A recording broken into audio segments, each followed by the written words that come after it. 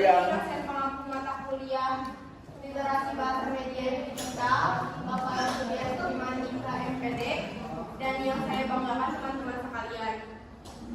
Kami dari kelompok 4 akan memaparkan anatomi buku dan platform digitalnya.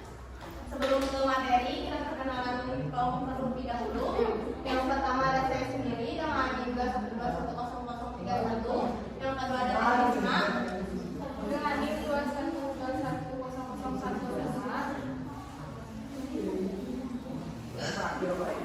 Dan yang ketiga ada saya Sabila Nurajiza dengan NIM 21210008. Dan yang terakhir ada kami Nurajiza Akbar Nugraha dengan NIM 2121004. Langsung saja kita ke pemaparan materi. Materi yang pertama akan dibawakan oleh saya sendiri. Apa itu anatomi buku? Apaan? Jadi,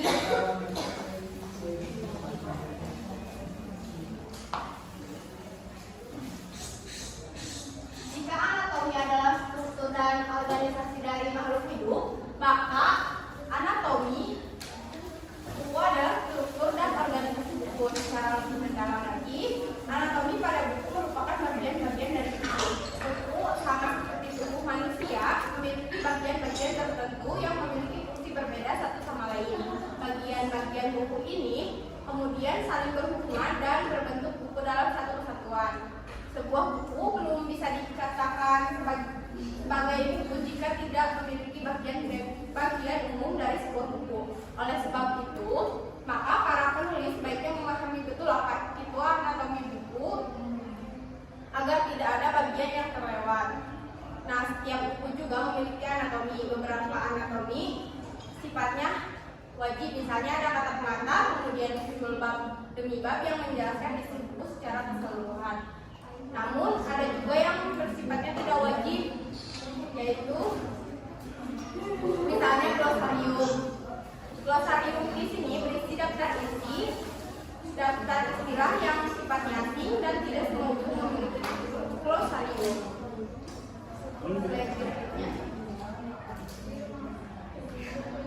Nah, di situ juga ada contoh anatomi buku. Yang pertama ada sampul, terus bagian awal, bagian isi, dan bagian akhir. Menurut BPSPU dalam bukunya, penulis buku teks pelajaran, yaitu anatomi buku adalah unsur-unsur atau bagian-bagian pokok secara fisik terdapat dalam sebuah buku. Anatomi buku adalah bagian-bagian pokok buku secara fisik, secara rinci. Anatomi setiap buku berbeda-beda, misalnya komik dan buku teks pelajaran tidak memiliki anatomi buku yang sama. Jika buku teks pelajaran memiliki daftar pustaka di bagian akhir buku, maka komik tidak. Namun secara garis besar, anatomi setiap buku sama. Setiap buku terdiri dari kulit, cover, buku, dan isi buku. Nah, untuk pemaparan materi berikutnya akan dibawakan oleh Teh Risma. Kepadanya saya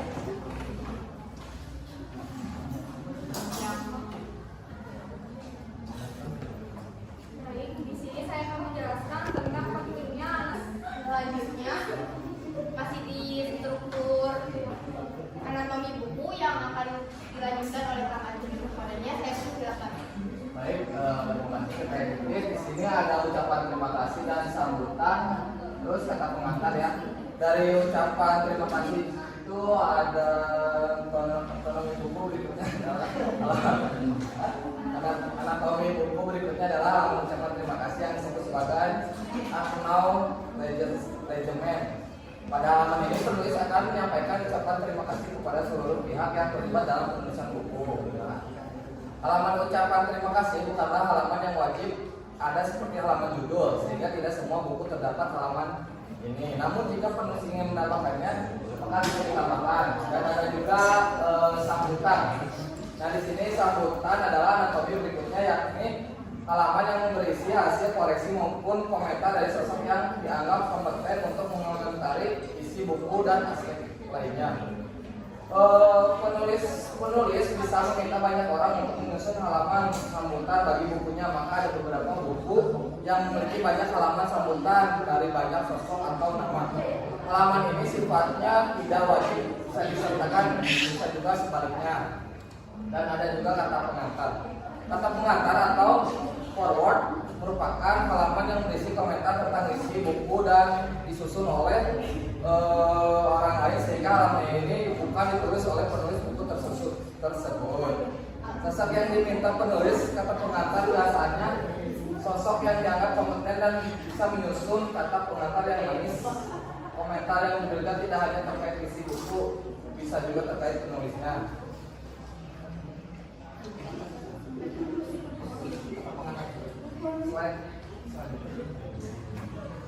Ada prakarta dan juga daftar isi, terus daftar gambar dan tabel. Nah, prakarta mendata halaman prakarsa yang disebut juga sebagai preface merupakan kata pengantar yang disusun oleh penulis. Jadi bagi beberapa orang yang masih bingung membedakan antara kata pengantar dengan prakarsa, maka perbedaannya terletak pada siapa yang menulisnya. Kata pengantar ditulis oleh orang lain, sementara halaman prakarsa ditulis oleh penulis buku itu sendiri. Isinya nyaris sama persis dengan karena faktor inilah banyak yang bingung untuk membedakan keduanya. Dan sini juga ada daftar isi. Daftar isi adalah ekonomi buku selanjutnya adalah daftar isi, bisa disebut halaman daftar isi. Daftar isi adalah halaman khusus yang mencantumkan informasi seluruh isi buku lengkap dengan halamannya. Adapun isi buku yang dicantumkan adalah bab dan judul dari bab maupun subbab. Lewat halaman khusus ini para pembaca akan nah, ada daftar gambar dan tabel. Nah, khususnya buku ilmiah maka ada halaman daftar gambar dan tabel sesuai namanya. Pada halaman ini tersedia informasi, nama tabel dan gambar lengkap dengan lokasi halamannya. Lanjut slide. Dan isi dan juga bagian penutup ini. Dari isi yaitu adalah halaman isi, yang ini halaman yang mencantumkan seluruh isi pembahasan topik. Biasanya penulis menyusun pembahasan topik dalam beberapa bab. Susunan bab pertama sampai akhir adalah halaman isi. Yang terakhir bagian penutup ada bagian penutup ini bagian yang menutup isi seluruh buku. Halaman penutup ini mencakup daftar pusaka, halaman daftar istilah atau glosarium, halaman indeks, halaman lampiran, dan juga tentang penulis. Sekian dari saya. Baik, terima kasih kepada Kang Andri atas pemaparannya. Untuk materi sebelum ke pemaparan materi berikutnya, ada tayangan dulu untuk mengenalkan bagaimana bagian-bagian dari anatomi buku. Mantap.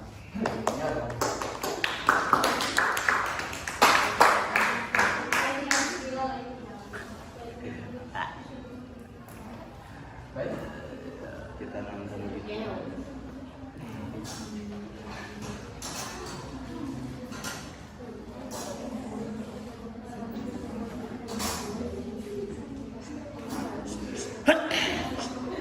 Alhamdulillah.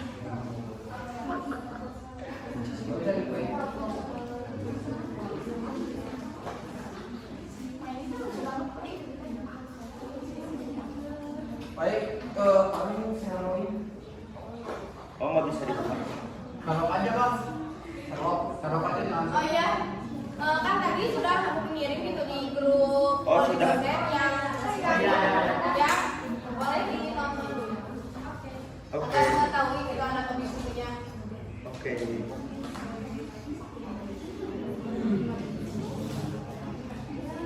Nah, sampul buku.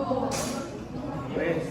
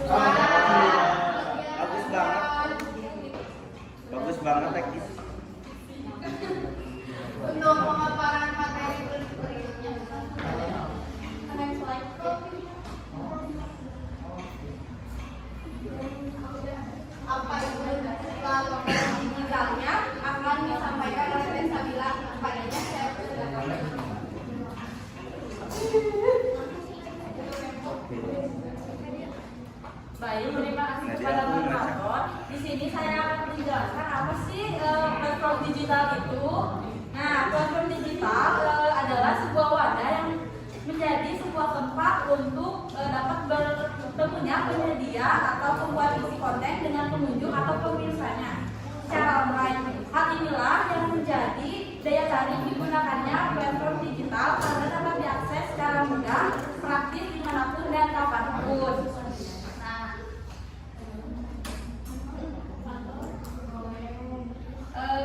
Lalu selanjutnya ada contoh platform digital. Yang pertama ada Gramedia Digital. Gramedia Digital merupakan buku digital yang dikembangkan oleh Gramedia Asia Media.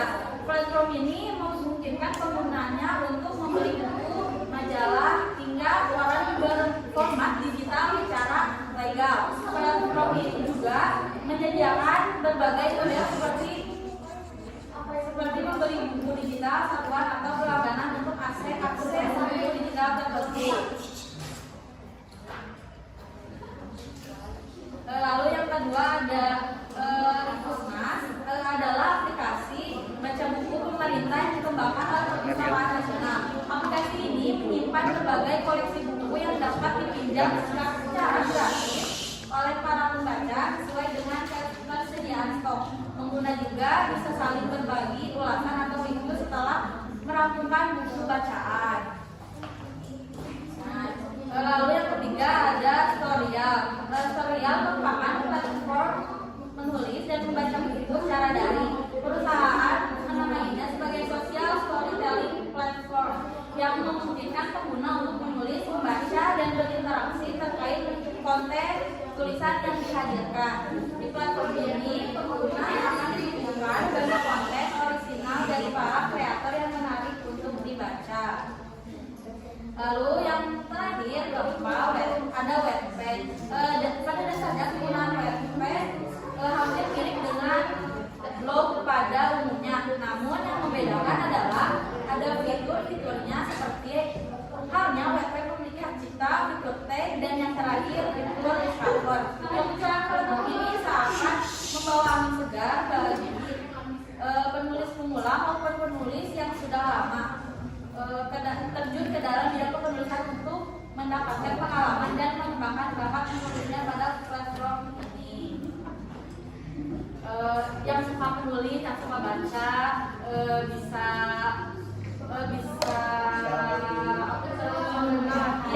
mendownload platform digital yang tadi sudah dibawakan. Sekian dari saya. Terima kasih moderator. Baik, terima kasih jawabannya bisa jelas. Untuk sesi selanjutnya akan saya buka sesi tanya jawab atau sesi diskusi. Para yang ingin bertanya boleh mengajukan tangan. Oke, aku mau bertanya. Ya, saya pilih dia. Bentar, sama saya dulu. Yang pertama Teh Syawa, boleh?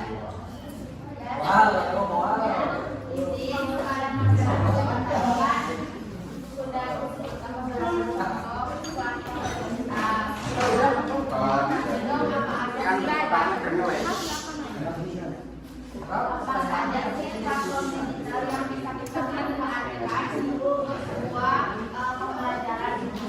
Terima kasih. Baik, terima kasih Teh Syawa. Pertanyaannya akan kami tampung terlebih dahulu.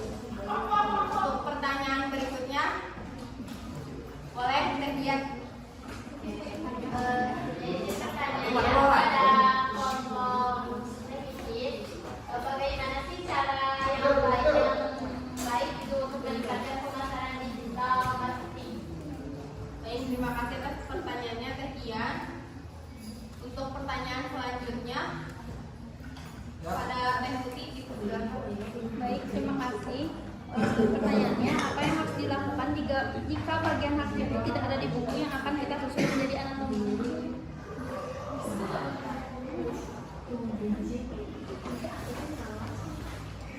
Baik, terima kasih Teh Putih atas pertanyaannya.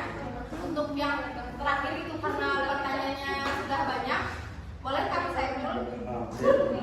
Baik ya, terima kasih kepada moderator. Di sini saya ingin bertanya, perihal tentang filosofis dan historis mungkin ya, tentang anatomi buku ini itu apa gitu. Kan tadi juga kayak halaman judul, terus seperti halaman judul kan tadi ada halaman Prancis, kenapa nggak halaman Jerman gitu dan nah gitu. Terus di sini kan ada hak cipta, kenapa nggak ada hak dan kewajiban gitu, kewajiban cipta. Misalnya di sini halaman persembahan gitu ya, dan juga ada ucapan terima kasih, kenapa nggak ada ucapan maaf gitu. Nah ini kan sangkut pautnya dengan filosofis ya, historis, dan di situ pun ada kata pengantar gitu, kenapa itu mengantarkan ke siapa dan mengantarkan apa. Nah dan bagus ya tadi ada apa namanya platform digital, saya juga suka download web ya. Nah pertanyaannya itu simple sih, pada penjelasan yang tadi itu tentang anatomi buku ini dimulai sejak zaman apa dan jelaskan sejarahnya secara komprehensif serta kegunaannya daripada anatomi buku ini. Yang terakhir, nah ya pertanyaannya itu tadi udah apa? Sejarah, menjelaskan dimulai sejak zaman apa dan jelaskan sejarah anatomi buku ini secara komprehensif serta kegunaannya. Terima kasih. Ya, pertanyaannya akan kami tampung, akan kami diskusikan terlebih dahulu.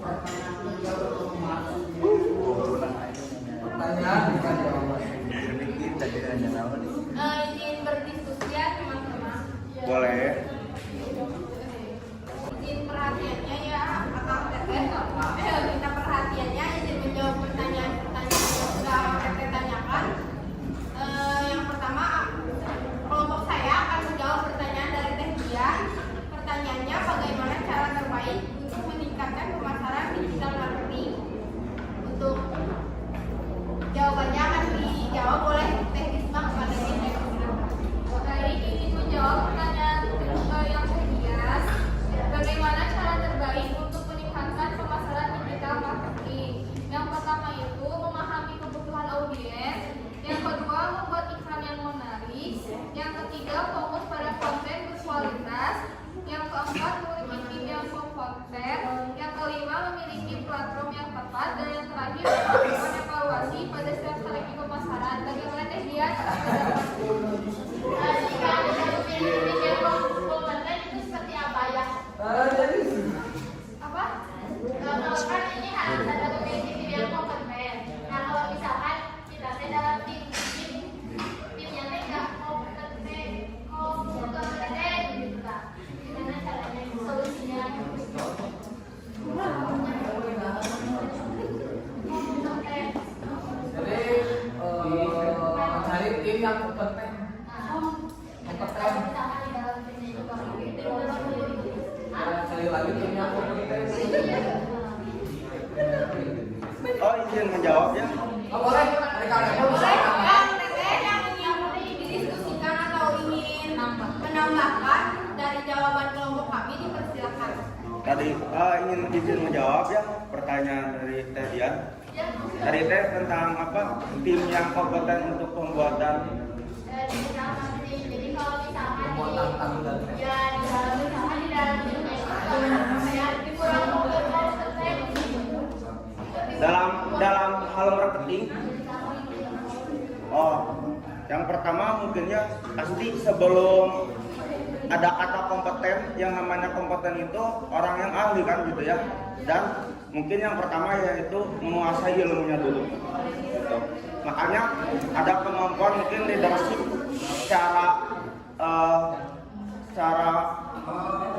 bebas gitu ya untuk mengatur timnya.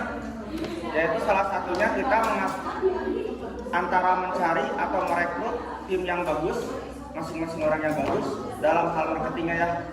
Adapun cara pengembangan satu orang nantinya untuk mengelola orang-orang dalam hal marketing. Makanya dalam marketing itu kan biasanya ada sales marketing, terus bawahnya itu ada asisten marketing. Nah, biasanya yang lebih kompeten itu sales marketingnya.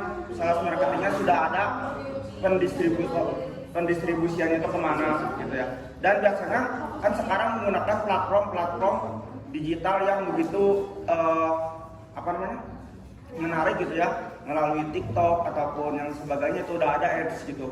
Nah, masalah kompeten itu biasanya kemampuan digital pun perlu gitu ya. Makanya perlu pengetahuan atau ilmu baru dalam masa-masa sekarang. Apalagi kan sekarang ada Open AI gitu ya. Nah itu bisa digunakan gitu. Bagaimana cara marketing yang baik gitu, pengkonsepannya. Jadi selain ilmu, pengelolaan market yang baik dan juga pengamalan pengaplikasiannya yang baik. Nah itu mungkin dari saya. Terima kasih. Terima kasih Kang Ebro atas tambahan. Pahamnya bisa. Apakah dari yang cukup? Cukup saya masih. Baik, terima kasih setia untuk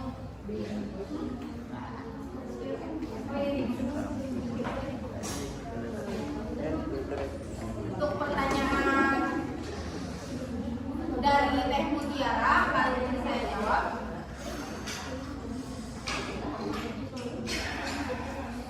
Pertanyaannya, apa yang harus dilakukan jika bagian tangan kita tidak ada di buku yang akan kita susun menjadi anatomi? Nah, dalam hak cipta ini, mungkin beberapa buku gitu, kadang ada yang memakai dan kadang juga ada yang enggak gitu. Mungkin jika memakai juga tidak apa-apa, dan jika tidak memakai juga tidak apa-apa. Nah, itu boleh. Cukup. Cukup Teh Muti. Cukup jika ada yang ingin menambahkan atau menanggapi jawaban dari saya untuk pertanyaan Teh Muti, dipersilakan. Jika tidak ada, saya lanjutkan ke pertanyaan berikutnya. Pertanyaan Kang Saiful yang akan dijawab oleh Kang Ajun. Kepadanya saya persilakan. Baik, saya akan menjawab pertanyaan dari Kang Saiful. Jadi secara anatomi buku dimulai dari zaman Mesir kuno sekitar 3000 sebelum Masehi, ketika para ahli tulis Mesir mulai menggunakan papirus sebagai bahan untuk membuat gulungan tulisan. Seiring waktu, gulungan tulisan ini digantikan oleh kodeks yang berisi kumpulan lembaran yang dilipat menjadi buku. Pada awalnya buku-buku ini dibuat dari kertas, kulit, atau tulang dan diikat bersama dengan tali atau kawat. Namun pada abad ke-15 penemuan Mesir dicetak oleh Johannes Gutenberg mengubah cara pembuatan buku secara signifikan. Secara buku-buku bisa dicetak massal dengan cepat dan menghemat waktu dalam pembuatan buku.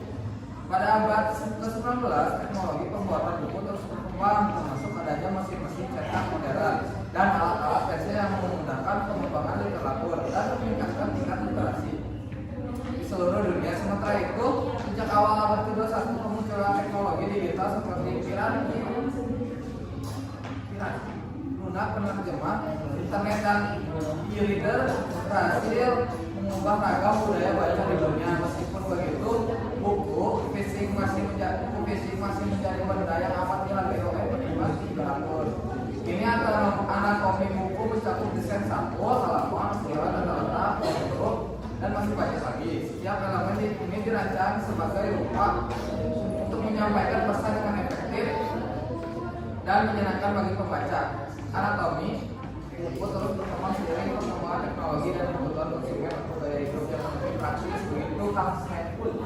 Baik, Kang. Mengerti Kang Saiful? Alhamdulillah.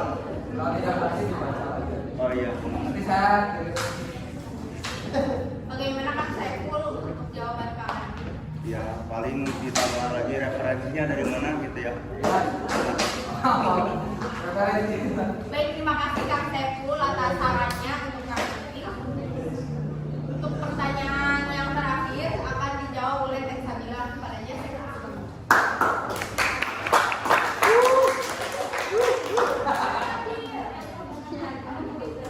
Baik, di sini saya akan menjawab pertanyaan dari Teh Sawa. Apa saja contoh